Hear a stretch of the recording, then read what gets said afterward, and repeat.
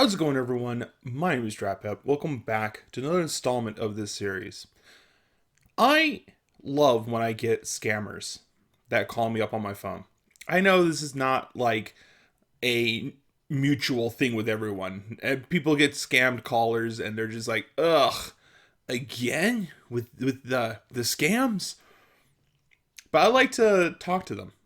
I like to trauma dump on them. I like to mess with them. It's one of my favorite pastimes, and to the point where I no longer get them. That makes me sad. I'm, of course, not trying to invite my number onto some list of scammers to call me, because there's a good chance I'm probably not going to pick up. But there's two times that I've been scammed called, and it was the funniest. The funniest. The first one was when I was called about my bank account that there was a suspicious transaction that had happened. What they did not know is that I did not have a bank account. I had closed my bank account down when I moved to Oregon back in 2012. And it was because I wasn't really making enough money to have a bank account. Because I was banking with Bank of America. And in 2012, I was getting money taken out of my account just for what they called maintenance on my account. I don't know how much maintenance you're doing, but as it turns out, enough to where I owed the bank money. That's right, they deduct enough money to where I had negative funds in my bank account where I had to pay them money because I wasn't making money. How? What? What? So, of course, I closed my bank account. That was the stupidest thing in my life. So, when I got a call about a mysterious transaction that was happening almost 5 years later, you better believe I took advantage of this. You better believe I was going to mess with them. You see, I picked up the phone, and when I heard this, I was, oh no. Well, how much was taken? And they said 5 grand. I don't even have $5. How did 5 grand get pulled out of my account? So I was like, well, that's terrible. So they want to know what my account number was. Well, that's interesting. How are you looking in my account if you don't know my account number? Oh, well, it's a safety procedure. We want to make sure that we're speaking to the person. I don't know my account number, so I guess I'm not them. Well, that's okay. Just go ahead and give us your debit or credit card number information, and we'll look you up on our file. I don't have one of those either. Well, what do you mean you don't have one of those? Oh yeah, I don't actually have a bank account. They hung up. There was no further investigation on their end. The moment I said I don't have a bank account, they're like, "Yeah, okay, that checks out." The second time was when I had my car's extended warranty call, which was fun because I don't have a car. And they called me and they were just like, "Oh yeah, your file came across my desk and I wanted to call you about extending your car's extended warranty." I'm like, "Oh, heck yeah." And they were like, "Which car would you like to extend it on?" I'm like, "Which ones do you have on file?" And they said some brand name. I was like, I have those? It's like, "Yeah." "Which one would you like to extend it on?" I'm like, "Both." And they go, "Okay." So they start working me through the paperwork. And it got to the point where they were just like, "So, what would you like to extend this on?" I'm like, "Oh, I don't have those cars." "What do you mean?" "Well, I don't own any car. I don't." At the time, I didn't even have a driver's license. They hung up also. I was very disappointed that they hung up. I was having fun with that call. I remember at one point when I got my new phone number, there was this is one of those prepaid numbers. So if you don't pay your number after a certain amount of time, the number gets transferred to another person. And so I used to get a phone call for someone named Richard all the time. It was like almost, oh my God, nearly once a month, sometimes 3 times a month, for like 10 years. Sometimes I still get those calls. But one time someone called me and I just had a feeling it was for this Richard person. And I was already in call with another friend. And so I said, hey, I got a really good idea. I'm going to put you on hold and then I'm going to connect you. And I want you to be the leader of a cult. And I'm your like middleman. And like, okay. So I put him on hold and then I picked up the line for the other call that's coming in. And sure enough, it was for someone named Richard.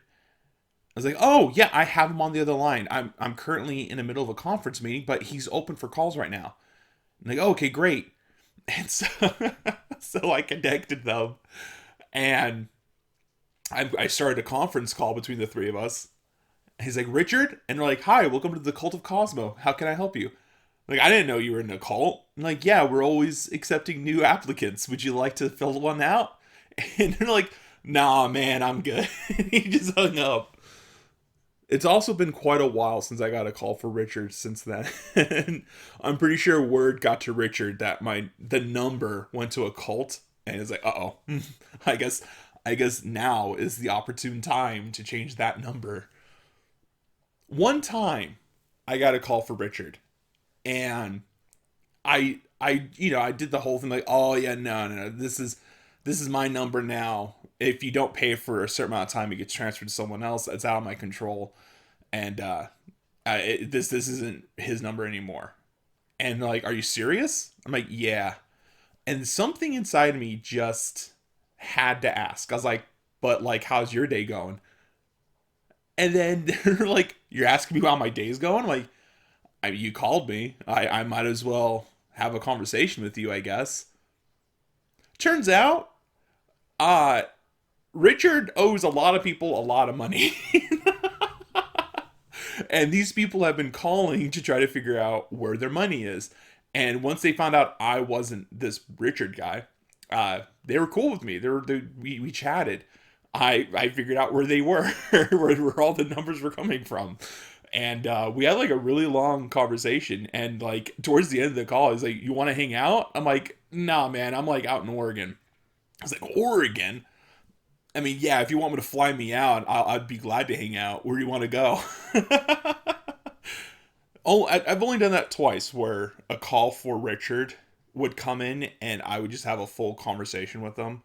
And that's fun. Not everyone's cool with that. I've tried that a few other times and sometimes it doesn't always work out where they want to chill and call with me. One time I had one of those like are you going to vote for this prop something? And in the middle of the questionnaire of like where do I stand on certain subjects, um there was a point where it said are yes or no, are you okay with gambling in America? And I said only if I win.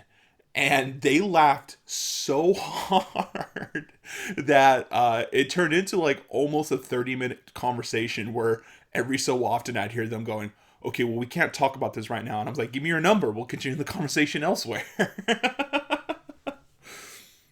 Sometimes, and I don't mean towards the scam callers. They deserve to be trolled on, all right? They deserve to be pranked. But like a lot of times with people who call the wrong number or people who are just trying to do their job and like they're trying to get information from you legally, a lot of times you'd be surprised how easy it is to lighten up their day because they have to deal with, especially the call workers who have to get information. They have to deal with rude and obnoxious people. So to make them laugh, they kind of are more acceptant to help you get off their list. They're a little more eager to be like, oh, you know what? We won't be calling you anymore. Don't worry. I love those interactions where somebody calls me and the end of that call ends up becoming the most fun and wholesome interaction I've ever had with another human being. The scam callers, they can kick rocks. I don't care. I'm going to keep making fun of the scam callers. But the people who I genuinely have never met, have never come in contact with, who either call the wrong number or they're just trying to do their job, and I can make their day a little better, and then we end up having a nice conversation at the end. Those are some of my favorite moments. I always get excited for those ones. Now, to the people who call the wrong number and cuss me out thinking I am Richard, you could kick rocks too. I'm going to put you with the scammers, all right? I'm being honest. This isn't his number. Stop calling me. That's going to be it for this episode. I want to thank everyone for tuning in.